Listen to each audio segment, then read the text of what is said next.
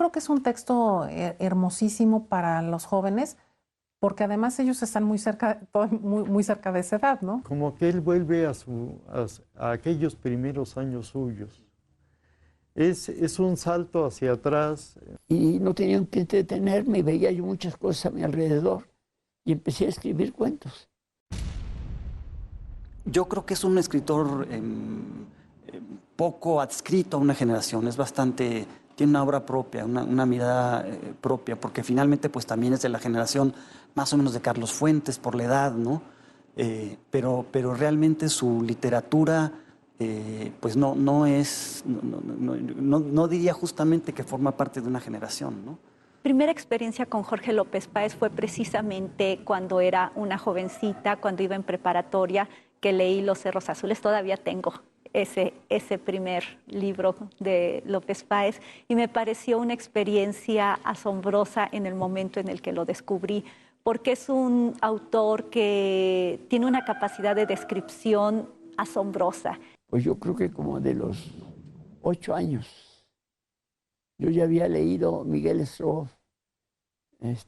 Cuando me atoraba yo, una tía me leía a donde me había yo cansado. Y después seguí con los libros de todos los que han leído, los cuentos de Grimm, etcétera, etcétera. Anders, ¿cómo se llama? El danés, Anderson o Andersen, ¿no? Y hasta que llega la cosa maravillosa que es Las Mil y Una Noches.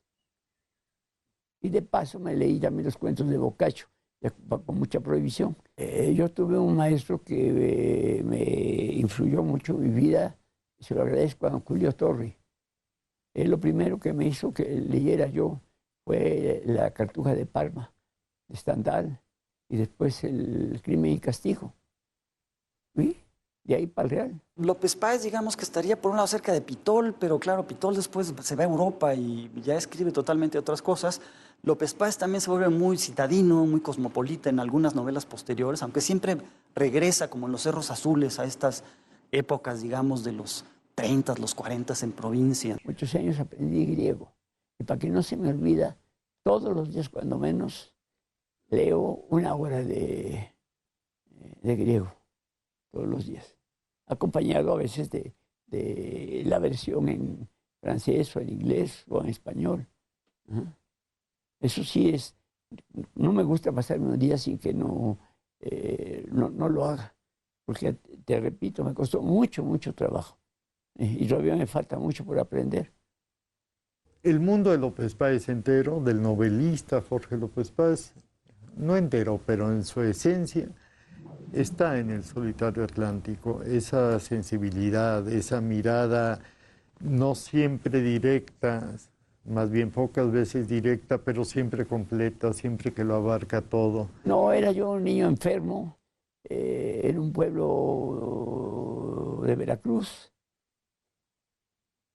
y no tenía que entretenerme y veía yo muchas cosas a mi alrededor y empecé a escribir cuentos que me publicaron en un suplemento para niños en la prensa.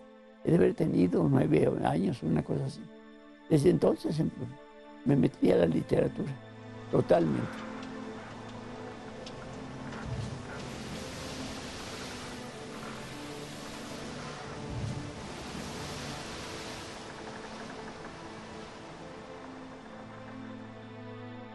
A mí me encantó cuando entré a su literatura, aquella capacidad de hacerme sentir todo justo cuando él lo está describiendo, de percibir todo junto con él, de sentir todas las distintas sensaciones, los olores, los sabores, las sensaciones atmosféricas que te está dando, de ir con los personajes, sentir junto con los personajes, a partir de precisamente las experiencias sensoriales y vividas de los personajes, poder aprehender su mundo. Esto fue realmente asombroso para mí, fue una nueva experiencia de lectura.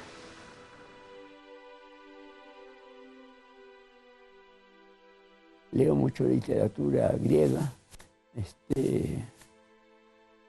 literatura inglesa, francesa. No quiero ser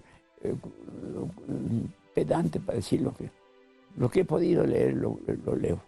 tal vez a algunos les parezca cansado, aburrida, una lectura que tenga tal cantidad de descripción, pero en López Páez esto queda en el olvido porque es una descripción tan vívida que te hace precisamente experimentarlo todo en primera persona. Es extraordinario. Se me ocurrió y fui poco a poco escribiéndolo. Una página día, otro día otra, y así lo terminé. Y lo llevé al fondo, y ahí el que me dio la acogida fue Joaquín Díaz-Canedo, padre del actual director del fondo, que tiene el mismo nombre y apellido. También es un cuentista de primera. La UNAM publicó una antología de sus cuentos. Bueno, yo no escribo para meterlo en el cajón. Yo escribo a que se me lea. No conozco a nadie que no aspire a que lo lea. Tú no quieres dejar de habitar el mundo en el que ya estás. Entonces, por eso el fomento, la consolidación, en su caso, del hábito de leer.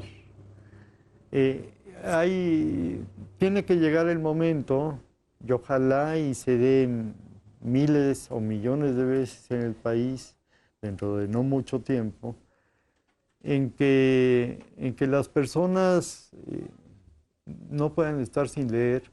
Apenas desayunar, escribo, porque la poca energía que tengo, si me distraigo en otra cosa, ya después ya no escribo.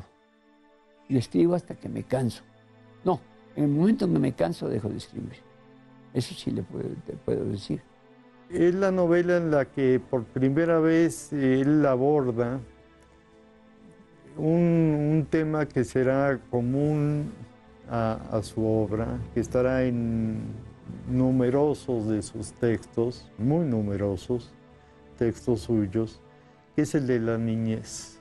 Son experiencias que va teniendo este niño protagonista vistas desde sus ojos, desde estos ojos sin malicia, pero que van aprendiendo a abordar este nuevo mundo que se le va presentando. Está narrando su infancia, todo lo que sucede, los conflictos que tiene con unos vecinos. Las experiencias que va teniendo con sus congéneres, con los otros chicos, las otras chicas, con sus mayores, el asombro ante las infidelidades de los adultos, el enfrentarse a un mundo adulto distinto al mundo idílico que tenía de niño.